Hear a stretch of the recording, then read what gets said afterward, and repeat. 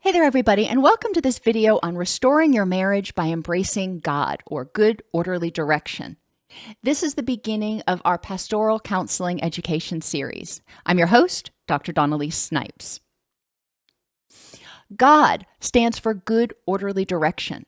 It's based in principles from Scripture, but does not require you to believe in a higher power.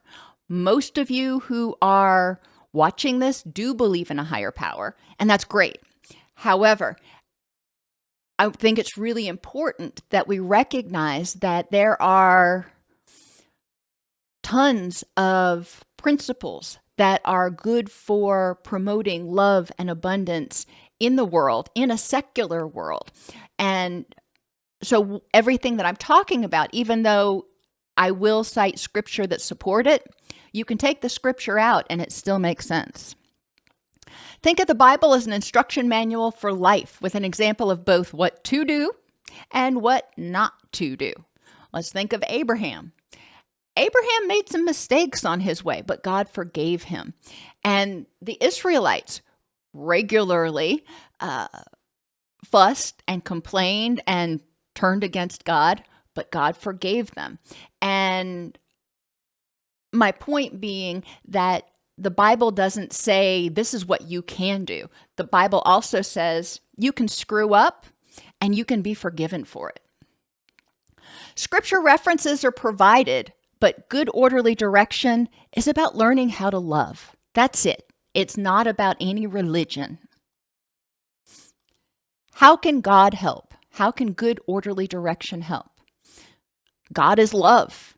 Marriage is a union that's formed from love. God wants us all to create and unite in the kingdom of God.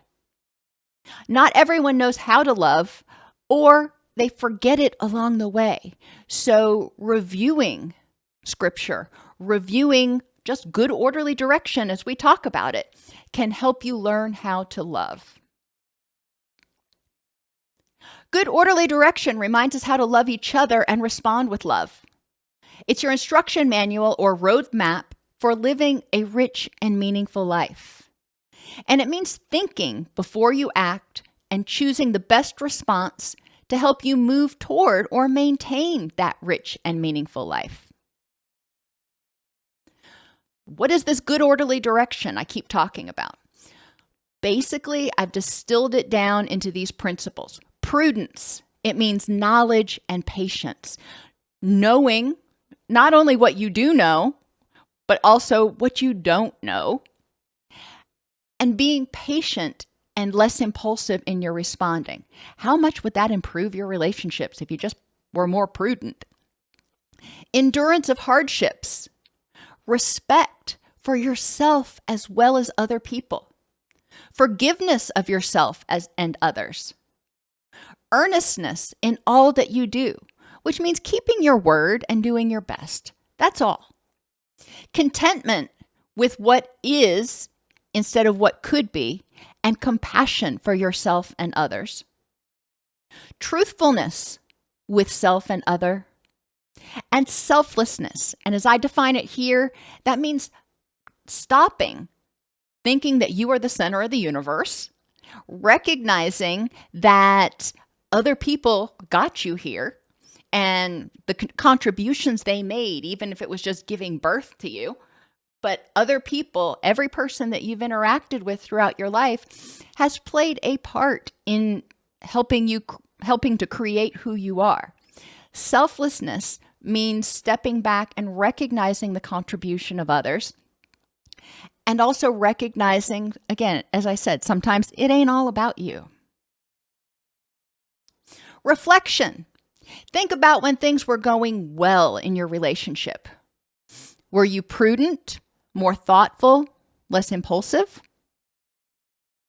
Were you willing to endure challenges together? A lot of people get into relationships and in the beginning, they are stuck like glue and they're willing to endure challenges.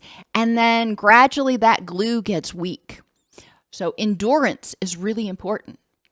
Are you forgiving of yourself and your partner for making bad choices? Humans are lovable. You are lovable. your partner is lovable. Your behaviors may not so much be. And it's important to recognize the difference between loving the person and loving the behavior. Forgiving yourself and others is so important. A lot of relationships end up in counseling because each person has this list, longer than Santa's list, of done me wrongs and resentments and grievances and slights and this and that they've been holding on to for 3, 4, 30 years. You can also be unforgiving of yourself, which can create barriers in relationships. But we'll get to that when we get to that particular video. Have you been earnest in all that you've done? Have you been willing to keep your word and do your very best? Or did you say, okay, I'll do the dishes, and then you just did the bare minimum? Or you rinsed them off and left them in the sink to be washed tomorrow or something. That's not being earnest. Earnestness means giving 100% to whatever you're doing and keeping your word. Have you been content and compassionate in the moment? Recognizing, hey, the grass is always greener, as they say. Could things be better? Maybe. However, it's important to recognize what good I have right now. Yeah, some things may be crappy, but it's important to look at the whole picture, the whole pie, not just the pieces of the pie that are rotten or screwed up in some way. Have you been truthful with yourself and your partner? And this means not only about things that you did or didn't do, but also about your feelings, your wants, your needs. Have you been authentic?